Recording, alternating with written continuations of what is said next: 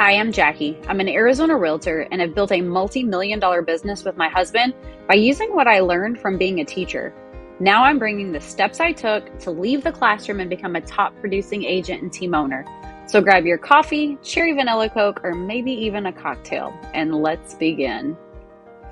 Welcome, friends. Whether you are a longtime listener, you've just now found us, or maybe this is the very first episode that you are coming in on, I am glad that you are here. And I would love to know how you came across the podcast. Did you Google us? Did you find me on social media?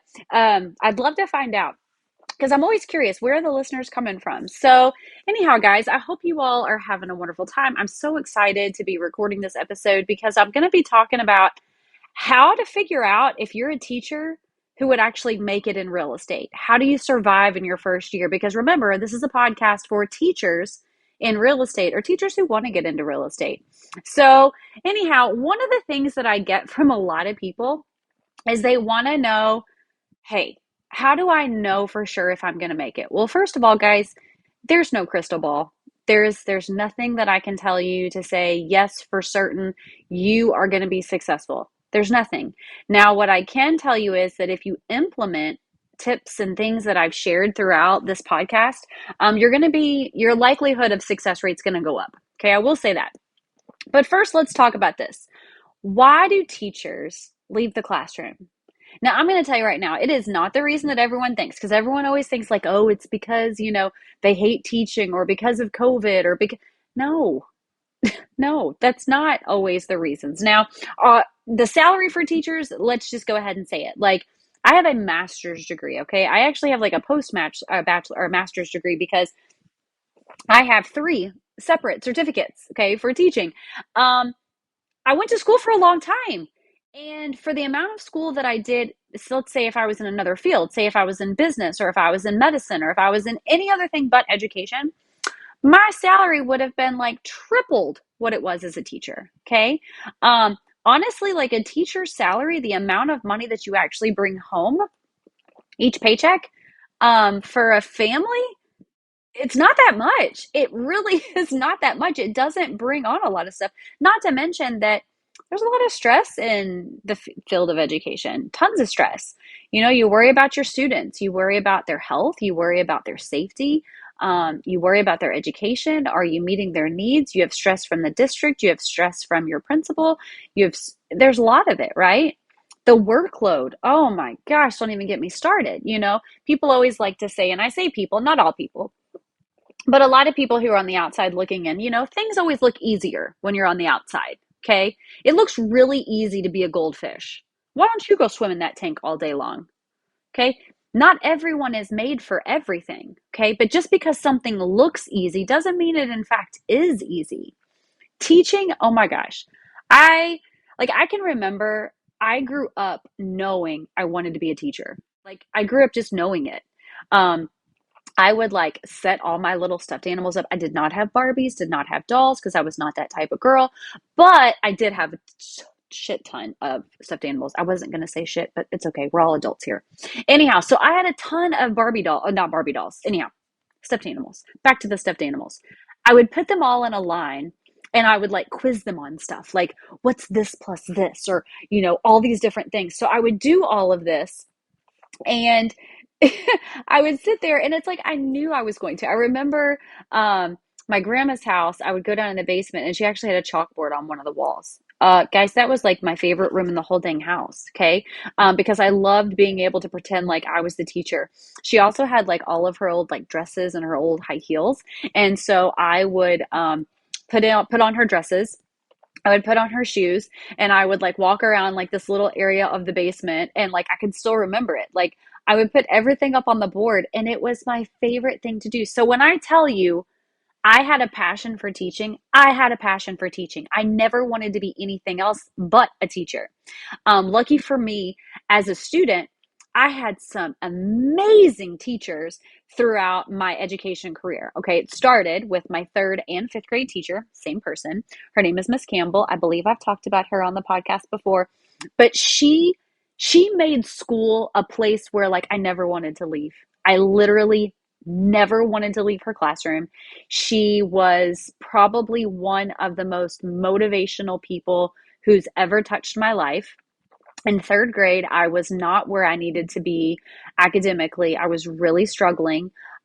Reading was probably one of my most weakest subjects, along with everything else, because, reading is used in all of the subject areas. So when you have trouble understanding what you're reading, comprehending what you're reading, having good fluency, it affects everything, right? So I remember she set me up with one of the nuns, because I went to Catholic school, and Sister Jovita, love her. She would take me up into her classroom and she would read with me and we would read together. And slowly through that year, I started gaining confidence.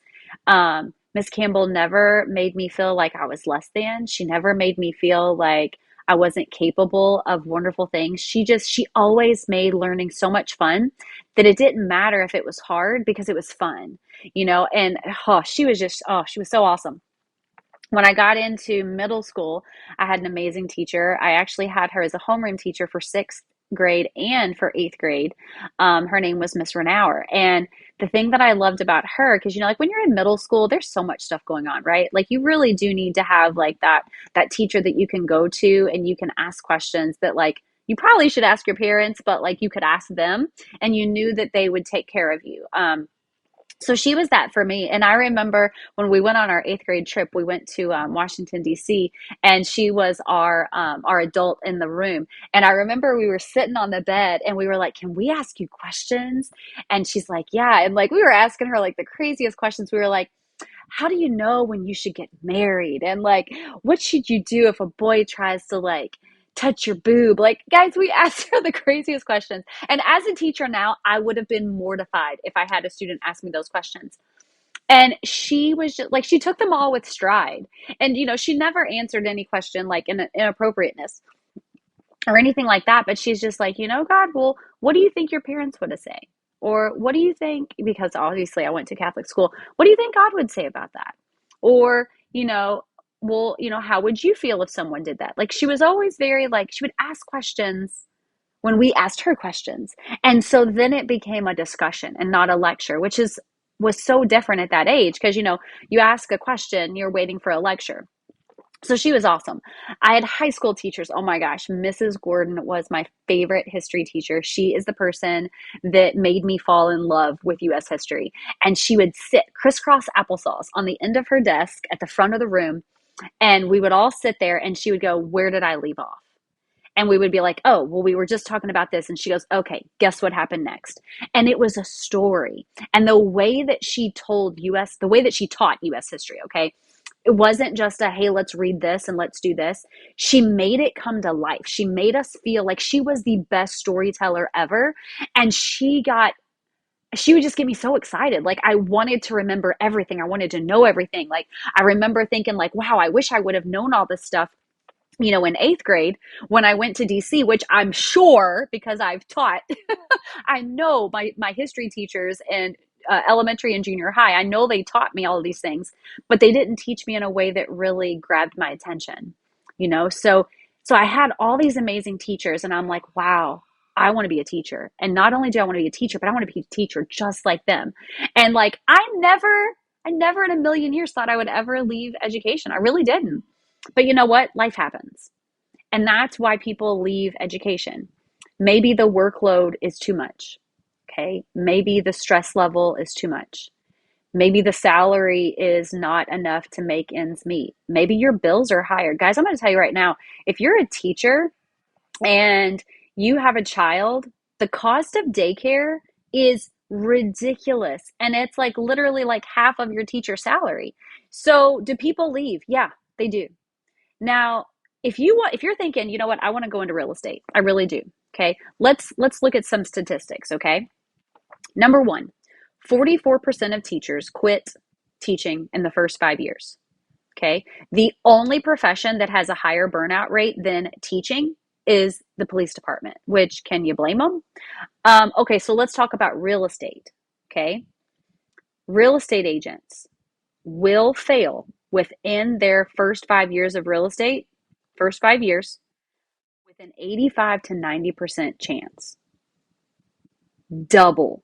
That's double, guys. So 44% of teachers are going to quit.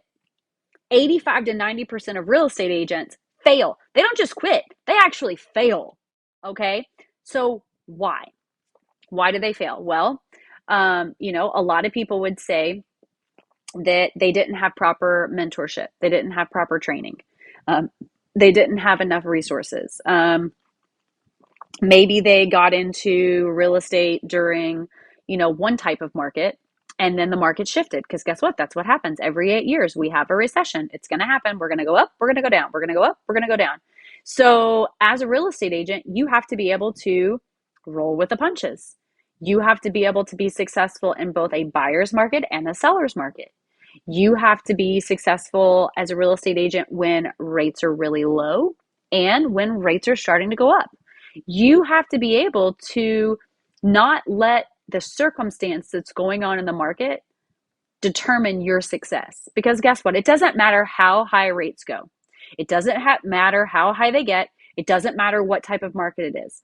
The point being is people still buy houses. So what can you do to overcome those types of things? Well, first things first, if you are new to real estate, please do not get in the whole thing of, oh, I'm not going to join a team. All right, guys, that's like going fishing the very first time because you watched it on TV and you're like, well, I watched the Bass Pro Shop thing on TV. I know how to do this. Could you probably get it done? Maybe. You might get lucky enough to cast a line and get a fish. But why not bring someone with you who's been fishing before, who has all of the tools in their toolbox, who will let you use them, and then they'll just share the amount of fish that you all get. Wouldn't that be better? Isn't your chance more likely now to actually eat? That's how real estate is, okay? Anyone who's going into real estate, if you're not going to join a team, if you're not going to have an amazing mentor, and I mean amazing, okay? I'm not just talking like, oh yeah, well, like they sold some houses, they did some stuff, I think they'll be fine. No. I mean, like, you need like a kick butt mentor, okay? Because here's the thing. When you get into real estate, one of the things that you don't have is money. You really do not have a lot of money, okay? But one of the things that mentors and teams have is tons of resources. And they're not going to charge you to use those resources until you start making money. So you get to save what's in your pocket. And then when you make money, you give them part of it. But then you now have this money. Now you know how to do it a little bit. And as you go on and you continue to work with this team, guess what? You start learning more. It's amazing, right? Okay, so let's talk about teaching, okay? Let's talk about those teachers. I can remember teaching. I put teachers into 3 different categories, okay? You have the whiners, okay? We know who the whiners are. Oh my gosh, these kids, they keep coming to us and they don't even know their alphabet. Oh my gosh, the governor just made this new ruling. Oh my gosh, this, that. They whine about everything. And guess what whining does? It changes nothing. It does nothing. Whining is not being, it's not proactive, okay? It's not even reactive. It's just absurd, okay? It doesn't do anything, okay? Second type of person you have, the problem solvers, okay? Now, the problem solvers are the teachers who are like, man, I've got this kid. He's not learning. She's not learning this way. How am I going to help them? And they problem solve it. They're not saying, woe is me, wow, things have changed so much. They're problem solvers, okay? And then the last group, I call them the lucky ones. Those are the teachers that it never fails. They always get the easiest class, right? They get the class that's everybody's on grade level, everyone's perfect, blah, blah, blah, blah, blah. Like, I'm sitting there going, are you serious? Are you actually serious right now? Like, how in the world does this person get so dang lucky that every single time we get, new kids or a new group of kids or whatever, they always have the ones that are like amazing, right? Like, they're the ones that, like, I mean, it's seriously like, I really don't even know how it happens, but it happens, right? Well, guess what? Real estate's the same way. Okay. So in real estate, you have the whiners. Okay. They're the people that are, woe is me. This can't be happening to me. How, what about this market? All that stuff. Guess what? Do we all get in that funk sometimes? Of course. Guys, it's life. You're going to have times like that. You can't stay in that area. Okay. You've got the problem solvers. Okay. We've moved, we've shifted. We're not in a seller's market. We're in a buyer's market. And not only are we in a buyer's market where they can, negotiate some things, but we've also got a little bit higher rates. Guys, how can we create things that are going to help our clients feel that it's still okay to buy a house right now? Those are the problem solvers, right? And then you have the lucky ones. Yeah, the lucky ones are the people who people really just fall out of the sky and they're like, hey, I will buy a house with you, person that I just saw, whatever, okay? Now, if you're a teacher right now, okay, and you're listening to this podcast and you're like, well, I may be a little bit of a whiner, but I really am a problem solver. Yeah, you know what? You may have some bumps along the way, but going into real estate, if you're a problem solver, if you have that flexible mindset, then yeah, you'll probably do well. If you're a whiner, if you're one of the lucky ones, you're going to have a little bit of bumps on the road. You're going to have some learning curves, okay? You're going to have to overcome some things. Because I'm going to tell you right now, getting into real estate, yeah. Can the money be great? Yes, the money can be really, really good. It also requires a lot of work. It requires a lot of phone calls. It requires a lot of time because nothing worth doing and worth doing well is easy. It never is. Okay. However, when done right, with the right steps, with the right systems, with the right people, yeah, it can be super fun. Okay. I love that I've shifted into real estate. I love it. But I'm not going to lie. Guys, there are days when I'm working nearly 14 hours. Nearly 14 hours. There's days when I don't get to sit down and eat dinner with my family. Now, I have gotten better at really setting boundaries within my schedule so that way I do have set time with my family. If you listen also to my Rewire with Us podcast, then you heard from a guest. Her name is Kara Beecroft. She's also a real estate agent out here in Arizona. And she said one of the things that she really had to start doing after her, I guess, first 2 years in real estate was she had to take a real good look at what she was prioritizing in her life because she has two small children. And she said, one of the things that I changed up was I actually put time on the schedule, like this is time with my kids. And because it was on the schedule, she would be less likely to end the day and go, oh my gosh, I didn't get to spend any time with them. So I think that's a smart thing, right? Because as teachers, how many of us have stayed up until 11 or midnight grading papers, giving feedback, creating a lesson, cutting out laminate, all that stuff, right? We do those things. Real estate's the same. Okay. How do I tell people how to be successful in their first year? You're going to have to really get used to being uncomfortable. Okay. Because there's some stuff that's really uncomfortable. No different than teaching, right? Having that conversation with a parent that you anticipate that is not going to go well. Okay. Maybe it's a talk about, concerns about their education. Maybe it's concerns about their behavior. Maybe you have to have, a difficult situation, you have to talk about to de-escalate that situation with a parent. Those are uncomfortable, right? But after you've done it, it's better for everyone who's involved, right? Okay, so same thing with real estate. Are you going to be uncomfortable calling strangers? Yes. Yes, you will. But the more you do it, the better you get at it. And now you can talk to other people. So this whole real estate thing, how do I know if I'll be successful? There's no way to know. There's no way to know. So how do you know if you should take that leap? Well, are you passionate? Are you willing to do what other people aren't? Guys, almost 90% of agents fail in the first 5 years. You know what those 95 people, those 90%, that's 9 out of 10 people. That means one person succeeds. Do you know why that one person succeeds? Because they're willing to do what the other 9 won't do. They're willing to do an open house for 6 hours. They're willing to door knock. They're willing to call people. They will not accept no for an answer. They don't get discouraged, or if they do, they get discouraged. They have their moment of feeling that way, and then they move on. Okay, so why do teachers make good real estate agents. Why do we hear that? Well, because guess what? We don't give up. Think about the last student that you taught. Maybe you're teaching them right now that struggles. Maybe they struggle behaviorally, maybe they struggle academically, maybe they have stuff going on at home. Um, Maybe they're dealing with, whatever personal issues. Guys, do you ever give up on them? Do you ever just throw your hands in the air and say, well, I give up? No, teachers don't. We don't give up.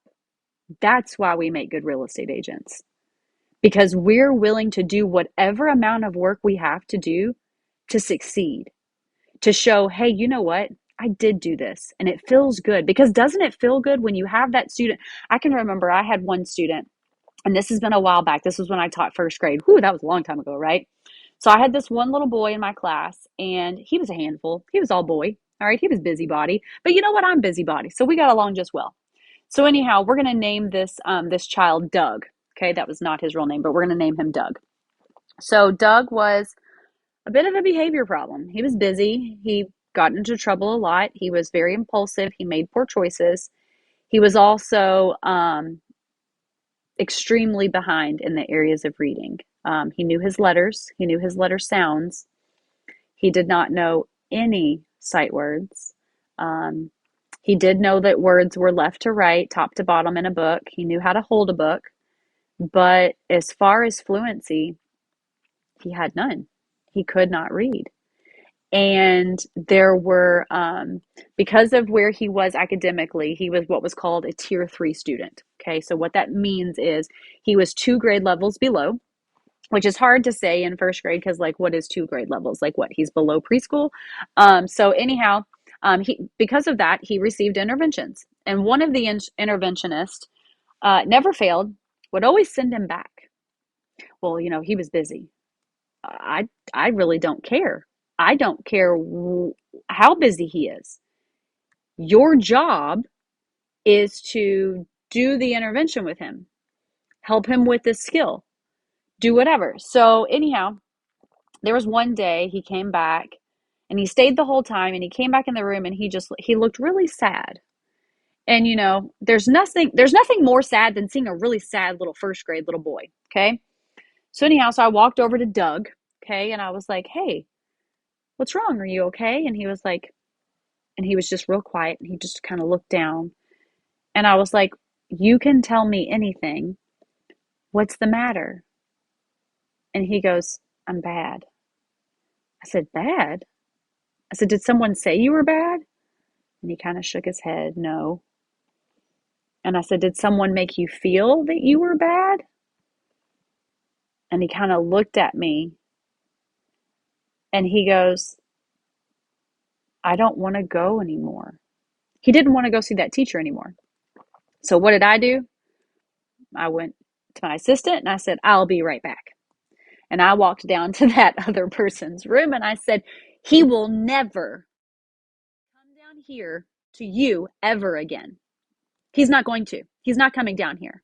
You will not be around this student because you are not what he needs. I went to my principal and I told her, now, guys, I don't say this because I want you to do it, because I'm going to tell you right now, it made the next 2 years that I taught at this school very difficult and very uncomfortable.